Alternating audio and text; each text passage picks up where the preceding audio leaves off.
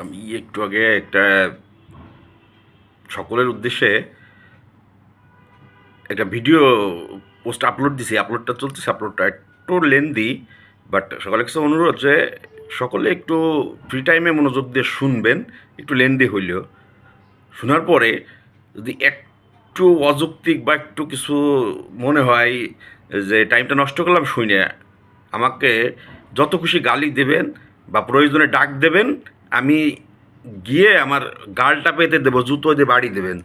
তার আগে আমি অফিসিয়ালি আমি একটা ডিক্লারেশন বা একটা বলতে চাই একটা জিনিস, যে বাংলাদেশ আওয়ামী লীগের একজন আমি মেম্বার হিসেবে, ভ্যালিড মেম্বার হিসেবে আমি সকালে একটা জায়গায়, যে কোনো জায়গায় আমি সহযোগিতা, অ্যাডভাইস, কোঅপারেশন, অনুমতির জন্য আবেদন পাঠাইছি।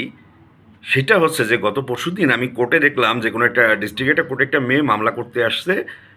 গত জুলাই আগস্টে তার ভাই শহীদ হয়েছেন।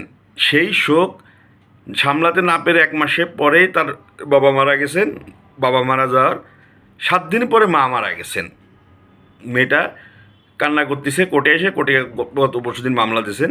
শেখ হাসিনাকে প্রধান আসামি করে, অ্যাজ ইউজুয়াল প্যাটার্ন আর কি। যাই হোক, বাট আমি রাজনীতি মামলা উকিল ওনার, সে মেয়ের পক্ষে উকিলরা কি বলতে পারে, মানে উকিল বলতে হচ্ছিল আইন বিক্রি করিয়া যে জীবিকা নির্বাহ করেন। আমি ওদিক যাকাবো না, আমি তাকাইছি মেয়েটার চোখের পানির দিক। গত আওয়ামী লীগ সরকার সোশ্যাল সেফটি নেটের আন্ডারে, অর্থাৎ সামাজিক নিরাপত্তা বলা বেষ্টনীর আন্ডারে বয়স্ক ভাতা, বিধবা ভাতা, তারপরে ওই যে টিসিবি কার্ড যাই দিছিল, হ্যাঁ, প্রপার ডিস্ট্রিবিউশন হোক বা না হোক, একজন সুবিধাভোগী তো হয়েছে না হয়েছেন। তো যতগুলো যারা যে কয়জন শহীদ হয়েছেন, এই সরকার কি দেবে না দেবে, আমি নেগেটিভ বলবো না, পজিটিভও বলবো না। এই সরকার হয়তো বা জুম্মার নামাজ আমাদের মসজিদে শান্তিতে পড়তে দেবেন না।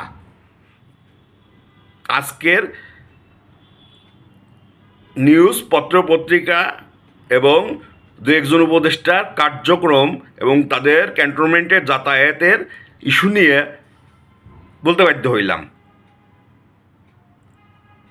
তো বাংলাদেশ আওয়ামী লীগ সরকার যা করছিল পজিটিভের ভিতরে একটা, সেটা হচ্ছে যে আমি বাংলাদেশ আওয়ামী লীগের কর্মী হিসেবে আমার সভাপতির কোথায় এসে জানি না, আমার সভাপতির অনুমতি আমি নেওয়ার তোয়াক্কা করিনি। যেহেতু আমি একটা জায়গায় আমি অবশ্যই নীতি নির্ধারক না যেহেতু দলের, তারপরও আমি কোঅপারেশন, অ্যাডভাইস এবং অনুমোদন বা যাই হোক একটা কিছু চেয়েছি। এখন পর্যন্ত আমি রিপ্লাই পাইনি, বাট তারপরও আমি দলের, বাংলাদেশ আওয়ামী লীগ দলের পক্ষ থেকে আমি বলতেছি যে যে কয়জন শহীদ হয়েছেন তাদের পরিবারের সবাইকে, বড় লোকের ছেলেও, গরিবের ছেলেও, কত ধনী হোক, পুলিশ হোক, হিন্দু হোক, মুসলমান হোক, ছাত্র হোক, গার্মেন্টস কর্মী হোক, কারণ শহীদ তো সব ধরনেরই হয়েছেন, যত শহীদ আছে, ন্যূনতম একটা ভাতা, মাসিক ভাতার কার্ড দলীয় পক্ষ থেকে, দলীয় ফান্ড থেকে করার চেষ্টাই করবো না, শুধু ইনশাল্লাহ করাই ছাড়ব। আর যদি আওয়ামী লীগ সরকার না করে, তাহলে আমি সুজন কমিটমেন্ট দিচ্ছি যে আমার শরীর বিক্রি করে, আমার স্থাবর যদি কিছু থাকে তাও বিক্রি করে, আমার শরীরের সমস্ত রক্ত, কিডনি, কলজা বিক্রি করে যতটুক পারি আমি তা করে দেবো। এই সরকার তাদের জন্য কি করবে তা জানি না। পরশুদিন যে মেয়েটার চোখের পানি দেখে আমি গতকাল রাত্রে ডিসিশন নিয়ে সকালবেলায় আমি একটা অনুমোদন বা যে কোনো কিছু দলের, যেহেতু আমি এখন নীতি নির্ধারক পর্যায়ে নাই, আর নীতি নির্ধারকগণ যদি রেসপন্স না করেন, আমি একজন ভ্যালিড মেম্বার হিসেবে অফিসিয়ালি আমি এটা ডিক্লেয়ার করলাম, দল করবে, সরকার না।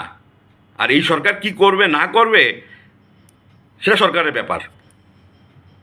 ধন্যবাদ। আমি এর আগে একটা ভিডিও দিছি, দয়া করে একটু শুনবেন, লং টাইম হইলেও। বাকি জীবনের কথা শোনার দরকার নাই, বাট শোনার পরে যদি একটা কথায় যদি মনে হয় বা 1 মিনিট যদি নষ্ট হয় আপনাদের, বা অযথা সময় নষ্ট করে শুনলাম, দয়া করে আমাকে ডাক দেবেন, গালি দেবেন, আমি হাজির হব। যে শাস্তি দেবেন সবাই আমাকে মেনে নেবো আমি। ধন্যবাদ। ভিডিওটা আপলোড হচ্ছে, একটু শুনেন।